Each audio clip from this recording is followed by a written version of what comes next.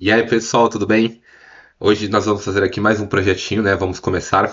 Lembrando que, caso você tenha chegado agora no canal, eu já tenho alguns vídeos de Python aqui, tá? Explicando a parte básica de como codar em Python, né?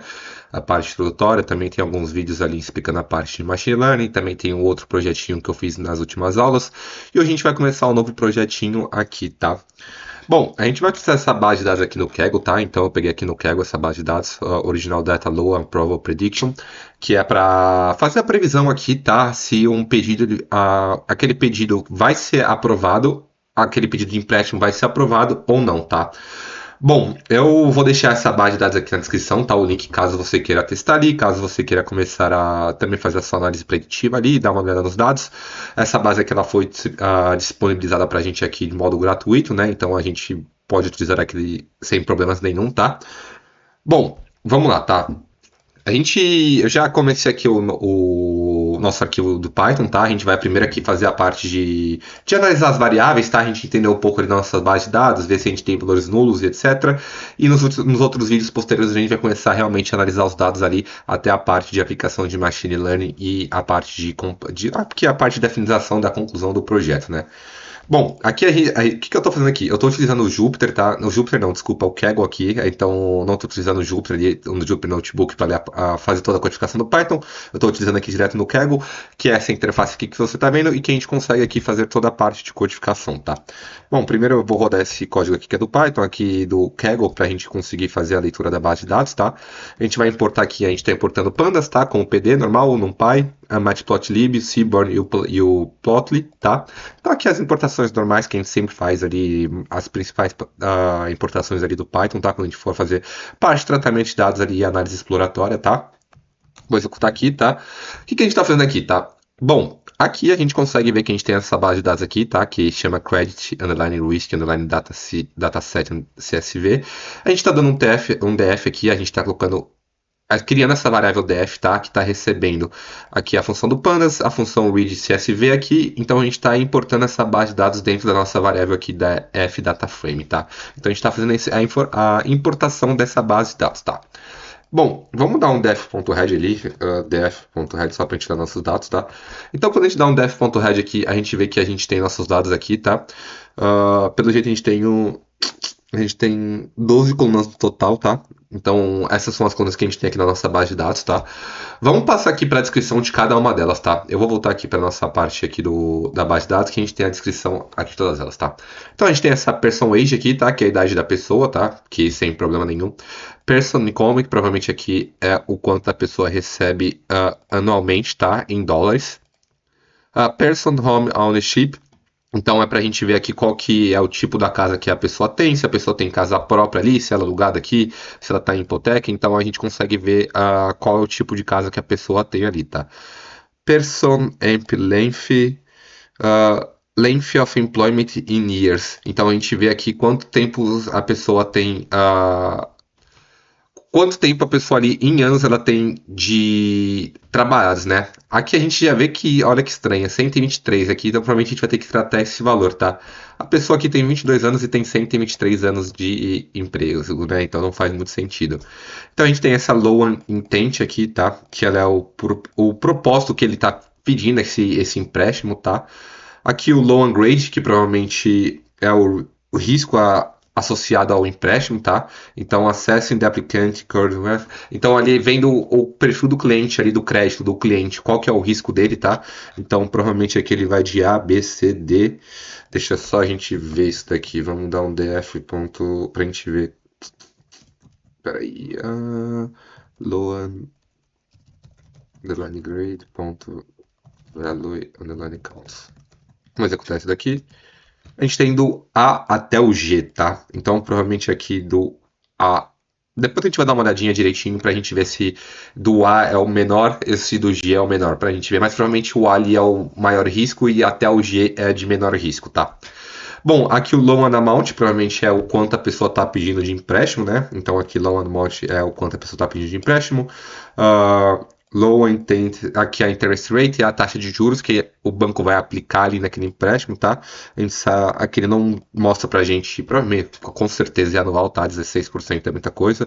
Loan status aqui, a nossa variável target, se aquele empréstimo ele foi aprovado ou não.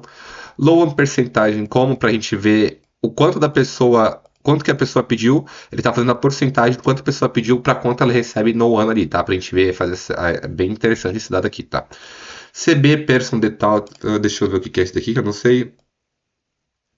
Se a pessoa tem um histórico de default ou não, se ela já deixou de pagar uma vez ali o banco ou não, tá? E esse último aqui, length of the application credit. Quanto tempo a pessoa tem de crédito ali de histórico, tá? Então aqui outra variável bem importante, tá? Então são essas variáveis que a gente tem aqui na nossa base de dados, que a gente vai poder analisar aqui para caso a gente queira chegar nesse resultado final, que é para a gente saber se o empréstimo ali ele foi disponibilizado para o cliente ou não. Bom, quando a gente dá um def.info aqui, tá? A gente vê que a gente tem 12 colunas, que são essas daqui. A gente vê aqui que a gente tem alguns valores nulos, por exemplo, a gente tem 32.581 valores nessa tabela, tá? Mas a gente vê que aqui no person length a gente vê que a gente tem 31.686. Length Employment of Years, então a gente tem alguns valores nulos ali. E a gente vê que a gente também tem aqui no Loan Interest Rate, a gente tem 29.465, tá? Então a gente vê que a gente tem esses valores nulos ali dentro da nossa base de dados, que provavelmente vai precisar fazer o tratamento quando a gente for fazer esse def.slow.sum aqui. Deixa eu só rodar aqui novamente, desculpa. Que eu já tinha rodado, então já pegou, deixa eu rodar aqui. Quando a gente roda isso daqui, a gente vê que a gente tem 895 valores nulos aqui para o person length e 3.166 para o taxa de juros ali, tá? Bom, quando a gente olha aqui para a gente ver os nossos valores nulos, a gente vê que a gente tem esses valores mesmo nulos aqui, tá? Que a gente está fazendo um filtro para pegar qual os valores nulos aqui da personagem length, só pegando os 3 primeiros, tá? Então a gente pode fazer a confirmação que aqui a gente tem esses valores nulos. A gente vê que nem todos os valores que a gente tem nulo aqui é nulo também aqui na interest rate, mas tem alguns que os dois são nulos, tá?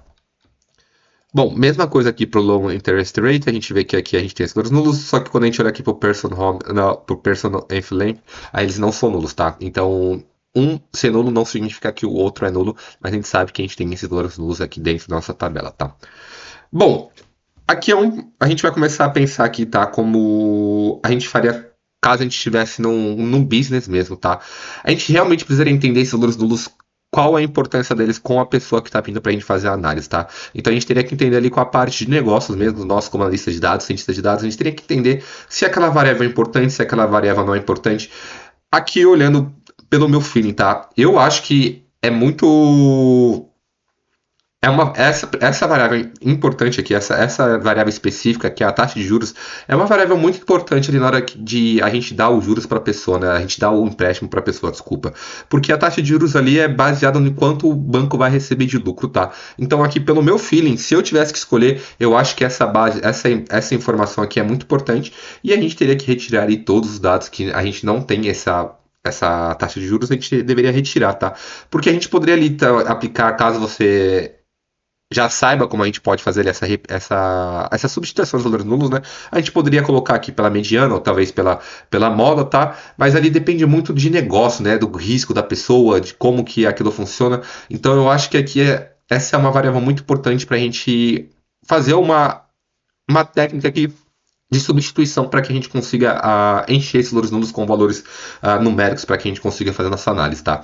Então eu acho que o caminho mais certo aqui seria a gente deletar essas variáveis, essas linhas que a gente tem esse valor como nulo, tá? Primeiro a gente vai ver aqui quantos valores a gente tem, tá? Então esse é o valor que a gente tem aqui, o len.def e o len.def.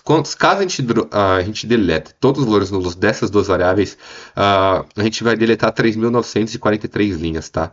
Que é um valor até... Quantos valores a gente tem ali? Deixa eu só colocar a calculadora aqui, tá? Deixa eu só rodar para cá. A gente tem 32.581 menos 3.000... Ops. 3.943. A gente vai ter 28.638, tá? A gente vai tirar uma parte importante ali, uma boa quantidade de dados ali na nossa base de dados, tá? Praticamente 10%, um pouquinho mais de 10%, tá?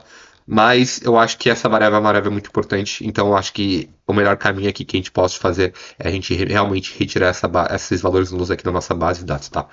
Então aqui a gente vai dar um def.drop, né, o subset, para que a gente tire esses valores, a gente vai confirmar aqui, tá? A gente vai ver que depois que a gente executa isso daqui, a gente não tem mais valores nulos, tá? Então se a gente dá um len.df aqui, a gente vê que a gente... Ops... Tá, desculpa, a gente vai só retirar aqui, tá? A gente retirou, quando a gente dá um len.df, a gente vê que a gente tem 28.638 valores agora, tá? Beleza? Tá. Vamos dar um describe aqui pra gente ver nossos louros aqui depois que a gente retirou esses louros nulos, tá? Bom, vamos aqui em Personage, tá? Quando a gente olha aqui em Personage, a gente vê que o mínimo aqui é 20 anos, tá? Então a pessoa mais jovem ali da nossa base de dados tem 20 anos. Só que a gente vê que a máxima aqui tem 144 anos, o que não faz nenhum sentido uma pessoa ter 144 anos, tá? Isso daqui pode ser alguma fraude ou realmente um dado incorreto, tá? Que a gente vai precisar tratar. Aqui o Person Come a gente vê que a gente tem aqui o mínimo 4.000, que é 4.000 por ano, e aqui a gente tem um que é de 6 milhões. Então a gente vê que a gente tem alguns outliers na nossa base de dados, que mais para frente vai realmente precisar fazer esse tratamento também para a gente verificar se isso vai atrapalhar o nosso modelo ou não. Aqui a quantidade de anos trabalhados, tá? A gente vê que o mínimo é 0 e o máximo 123, então a gente também vai ter que tratar isso, porque aqui a gente tem pessoas que têm 123 anos de trabalho, o que não faz nenhum sentido, né? Imagina você trabalhar por 123 anos. Aqui o loan amount, o mínimo 500 e o máximo 35 mil, tá? Beleza, sem problema nenhum. Uh, Interest rate, aqui a taxa de juros, o mínimo 5% e o máximo a gente tem de 23%, tá? Aqui o loan status 0 ou 1, que é a nossa variável target, tá? Aqui 0 e 0,83 aqui da porcentagem do income. O mínimo aqui 2 e o máximo 30 aqui do anos de crédito histórico, que faz bastante sentido, tá? Então aqui a gente tem alguns outliers, tá? E a gente tem esses valores que a gente precisa dar uma olhadinha depois, por exemplo, como esse daqui, que são 123 anos de trabalho. E a gente vai precisar tratar essa parte aqui um pouco mais para frente, ali na parte de pré-processamento dos dados mesmo, tá? Aqui foi mais para a gente dar uma olhada nos nossos dados, ver a distribuição dos nossos dados, quais são os tipos dos nossos dados e quais informações que a gente tem aqui, tá? Mas por essa primeira aula é hoje, tá? É isso, desculpa, não é hoje. É isso, eu espero que você tenha entendido aqui essa primeira parte, tá? Nas próximas aulas a gente vai começar aqui a fazer a nossa análise exploratória dos nossos dados. E consequentemente, a gente vai chegar ali na parte de Machine Learning e etc. para a gente ter esse projetinho aqui completo aqui, tá? Bom, caso você tenha ficado com alguma dúvida, você pode deixar aqui na descrição o meu LinkedIn, aqui nos comentários, desculpa, o meu LinkedIn também, o meu LinkedIn tem aqui na descrição, caso você queira mandar uma mensagem. Dê um joinha, se inscreve no canal que eu vou continuar trazendo esse tipo de conteúdo. Muito obrigado por acompanhar até aqui e um abraço. Ups.